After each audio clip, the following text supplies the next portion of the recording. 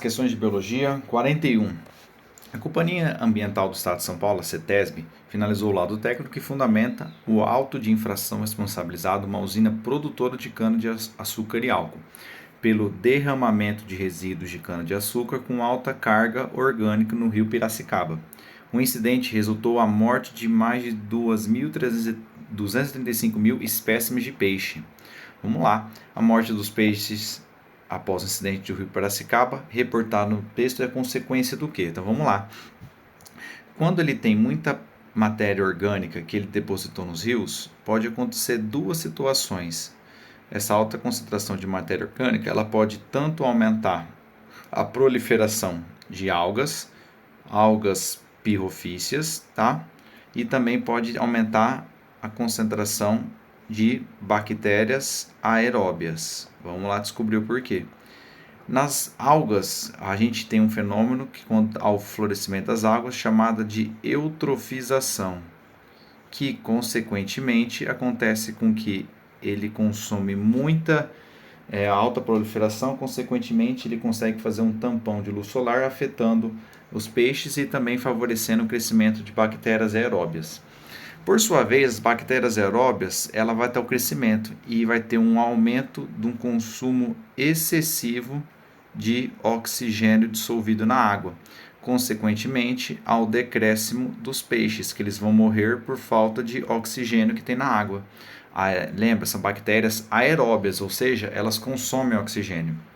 Isso se enquadra mais na alternativa E, do consumo elevado de oxigênio na água do rio por bactérias aeróbias, que consequentemente diminui essa concentração do oxigênio no rio e mata os seres que dependem do oxigênio, que nesse caso são os peixes.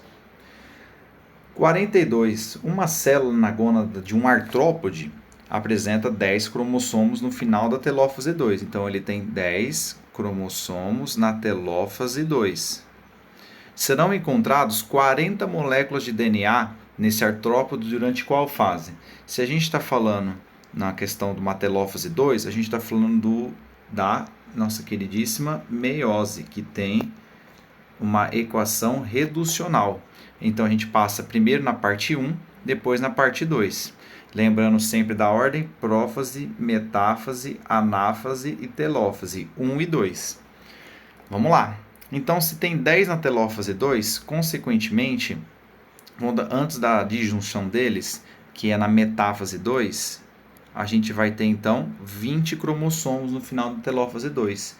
E nesse caso, os cromossomos eles vão estar assim, um do ladinho do outro, porque a gente vai fazer na anáfase a separação das cromátides irmãs. Então aqui a gente teria 20 cromossomos.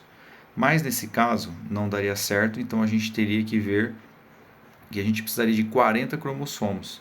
E se a gente for ver lá na telófase 1, aí a gente vai ter na meiófase 1, quando a gente chegar na meiose 1, a gente vai ver que tem uma disposição diferente. Porque na meiose 1, os cromossomos eles vão estar duplicados. Ou seja, aqui a gente vai ter a separação dos cromossomos homólogos. E aqui a gente vai ter 40 cromossomos. Porque na hora que a gente faz a anáfase daqui, a gente separa as cromátides irmãs. Aqui a gente separa os cromossomos homólogos. Essa redução aqui, ela é reducional e essa aqui é equacional, que por isso que caracteriza a meiose. Então, nesse caso, seria na metáfase 1, porque depois da metáfase a gente tem o período de anáfase. Na 1, eu inverti aqui, só para a gente colocar mais bonitinho. Então, na 1, a gente tem a equação reducional, que é a separação dos cromossomos homólogos, e na metáfase 2, a gente tem, na anáfase 2, melhor dizendo, a gente tem a separação das cromátides irmãs, beleza? Muita gente pode ver aquele gráfico lá da quantidade de material genético, mas é só lembrar das etapas da meiose.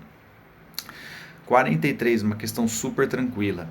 A permeabilidade seletiva é uma propriedade da membrana plasmática, pelo meio da qual as moléculas mantêm no citosol as concentrações ideais dos diversos solutos. A entrada de gás oxigênio na célula. Como que entra o gás oxigênio na célula? Gente, muito simples, é através de difusão simples, porque quando a gente vê a nossa queridíssima membrana plasmática, a gente vê ela Deixa eu fazer aqui que é melhor. A gente vê ela mais ou menos nessa conformação. A membrana plasmática, no qual essa aqui é a bicamada fosfolipídica e aqui são proteínas canal. Se eu passo direto pela membrana, a gente está falando de difusão simples. Se ele está falando que ele está passando pela proteína canal, a gente está falando de difusão facilitada.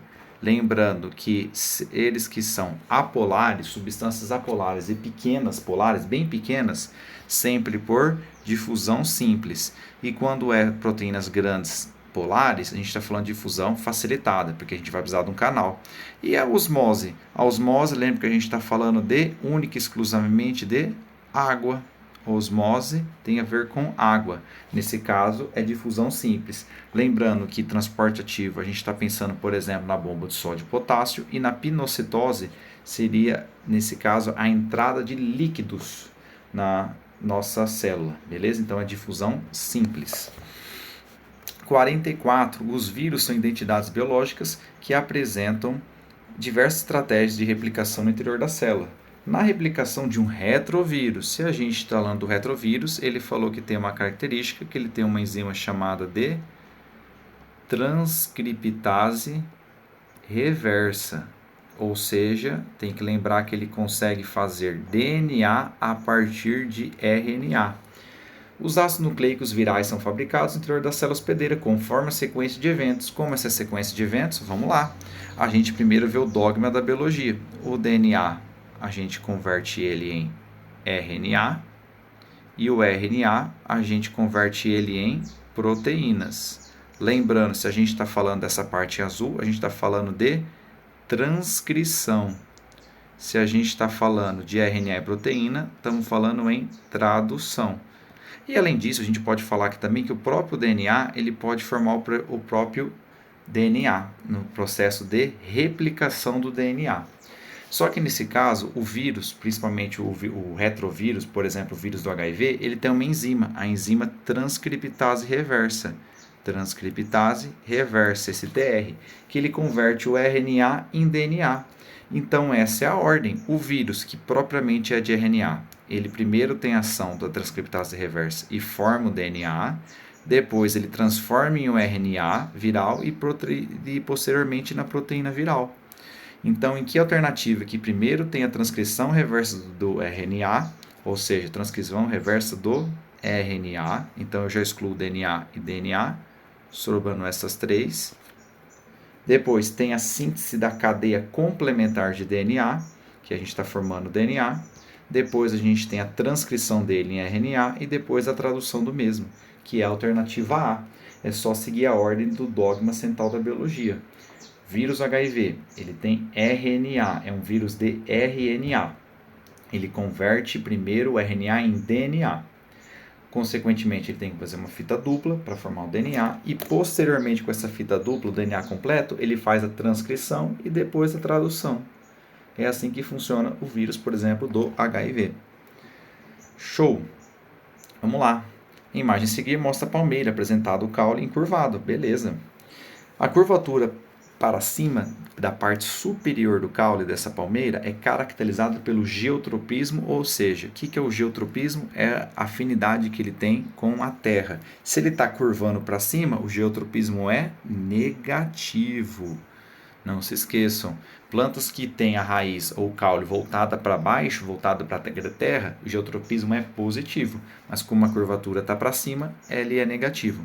Fenômeno associado ao quê? Se a gente está falando dos tropismos, a gente está falando de auxina, então a concentração de auxina, mas nesse caso ele tem maior concentração de auxina, porque quando ele tem muita questão de auxina acumulada, ela faz a curvatura contrária da Terra.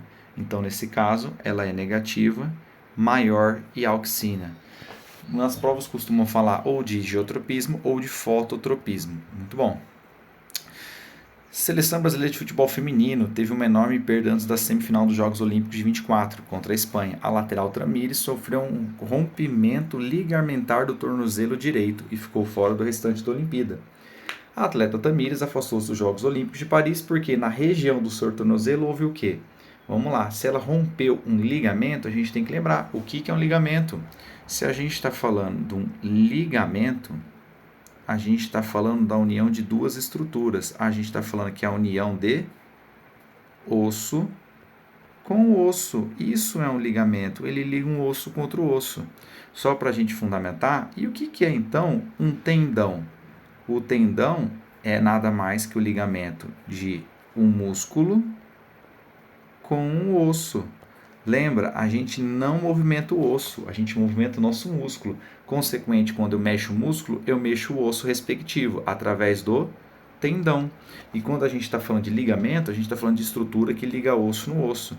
E um ligamento, se a gente pensar na histologia, é tecido conjuntivo propriamente dito, denso e modelado. Ou seja, ele é uma estrutura muito firme, mas nesse caso, infelizmente, ela teve essa lesão. Houve lesão interna dos músculos esqueléticos? Não, ligamento não tem a ver com músculo. Ruptura entre músculos e ossos? Isso tem a ver com tendão. C, fissura do menisco? Não, o menisco funciona como se fosse um amortecimento na hora do impacto, principalmente nas articulações. D, perda da conexão entre ossos? Exatamente isso, ela perdeu a conexão porque é um ligamento que liga osso no outro. Fratura de estrutura óssea? Não, não é fratura óssea, é fratura ligamentar, como ele bem disse no exercício. Vamos lá, acabando. O gráfico mostra as pressões parciais de gás oxigênio e de gás carbônico em vasos sanguíneos de diferentes locais do corpo humano. Beleza.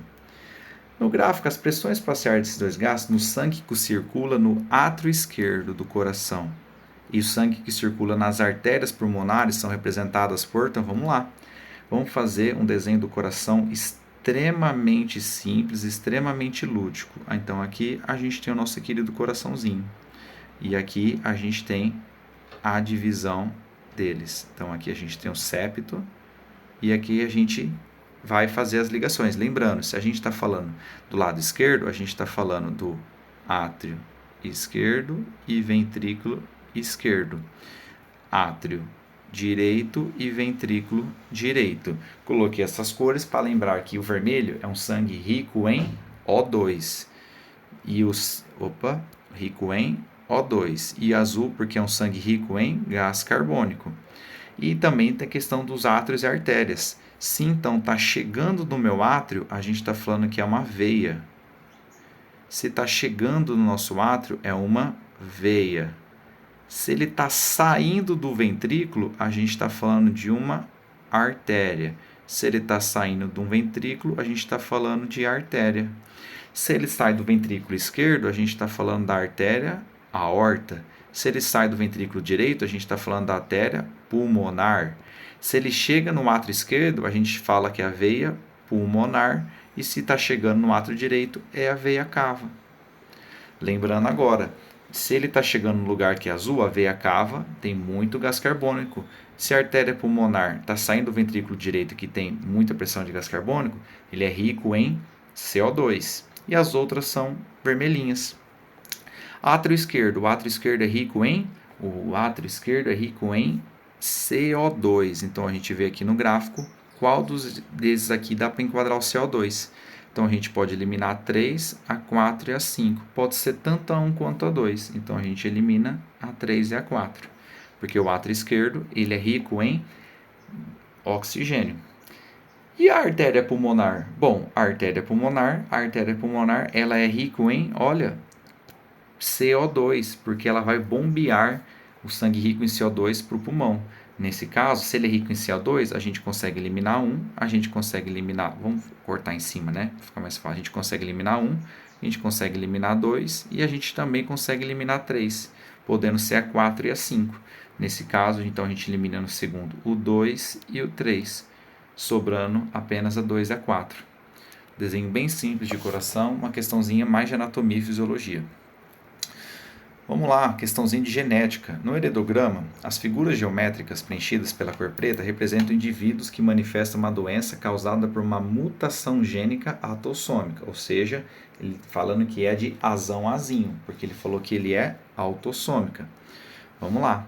A probabilidade do indivíduo 22, esse aqui, com 23, tem um menino com essa doença é que, se ele for menino, obrigatoriamente a gente já vai ter que multiplicar por meio, a não ser que ele fale criança.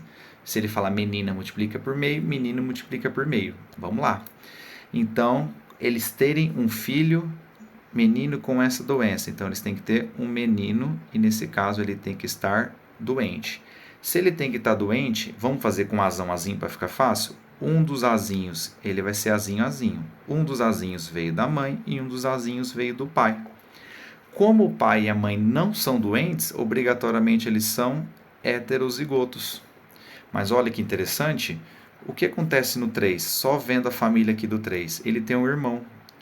Essa irmã do 3, ela é azinho, azinho. Consequentemente, vem um da mãe e vem um do pai. Consequentemente, ele é heterozigoto. Só que qual que é a chance dele ser heterozigoto? Vamos lá. O pai é azão, azinho e a mãe é azão, azinho. Nessa combinação ele é azão, azão, azão, azinho, azão, azinho e azinho, azinho. Só que olha que interessante, a gente elimina essa possibilidade, porque ele sabe que ele não está pintado em preto. Então, qual a chance dele ser heterozigoto? 2 em 3 possibilidades. Então, a gente coloca aqui no canto que, por enquanto, é o meio do menino. Vamos lá. O meio do menino, que eu coloquei aqui, vezes 2/3 dele ser heterozigoto. Lembra que eu não posso pegar isso aqui porque eu já sei que ele não é doente. E o 2,2? Como que funciona o 2,2? Vamos lá. Se ele pegou, então, o homem aqui, ele veio, um infectado pode vir da mãe e o outro veio do pai. E aí que interessante, agora a gente tem que ver como que a gente vai saber se eles não são doentes, obrigatoriamente eles são heterozigotos. Mas esse cara aqui, ele pode ou não ser heterozigoto, a gente não sabe e não tem problema. Porque na hora que a gente sabe que ele é azão, azinho, as possibilidades são azão, azão, azão, azinho, azão, azinho e azinho, azinho. Qual que é a chance, nesse caso, dele ser azão, azão? Nesse caso, a chance dele ser azão, azão, dele ser heterozigoto é de 1/4. Só tem uma chance dele ser heterozigoto, que é que fica mais fácil da gente corresponder essa questão. Beleza? Então, nesse caso aqui, a gente multiplica o dó, corta-se 2, corta-se 2, vai sobrar então 1/12. Nesse caso, é a alternativa E. A maioria das pessoas pode confundir, porque tem que lembrar que tem que multiplicar pelo menino, não pode se esquecer também. Mais uma de genética, falou da famosa Mirabile jalapa, uma grande flor que é condicionada por um único par de genes autossômicos, mais uma questãozinha de genética. Nessa espécie, o cruzamento que produz flores brancas com flores vermelhas gera apenas flores cor-de-rosa, ou seja, se eu tenho um azão, azão, vamos colocar B, né, para não repetir o exercício. Se é bezão, bezão, ele é vermelho. Se ele vai com bezinho, bezinho, ele multiplica, ele está cruzando com um branco. E aí, consequentemente, só vai ter bezão, bezinho, que vai ser rosa.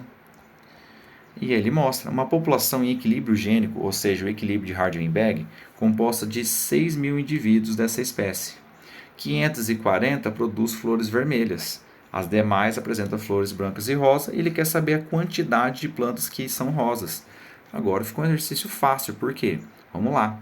Se eu tenho 6.000 espécies, são 100% das espécies, quantas delas eu posso dizer que são vermelhas, que são as 540? Qual é a porcentagem?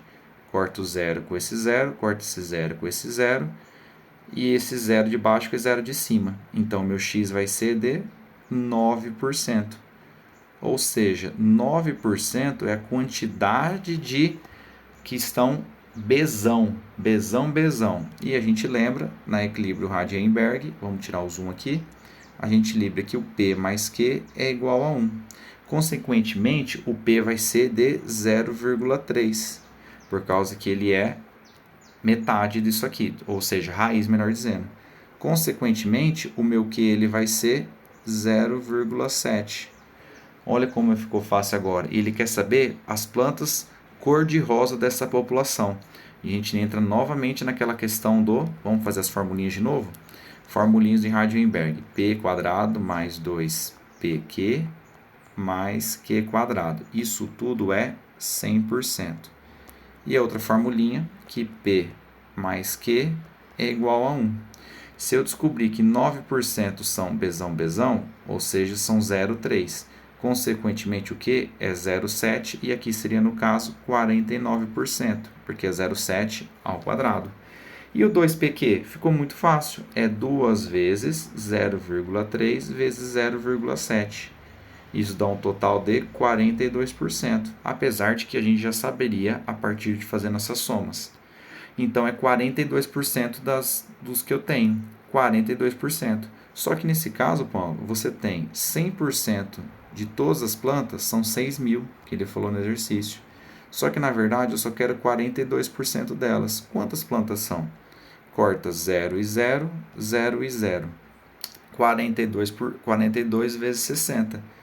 42 vezes 60. 0, 2, 1. 6 vezes 4, 24. 2.520. Ou seja, a chance de serem rosas é 2.520.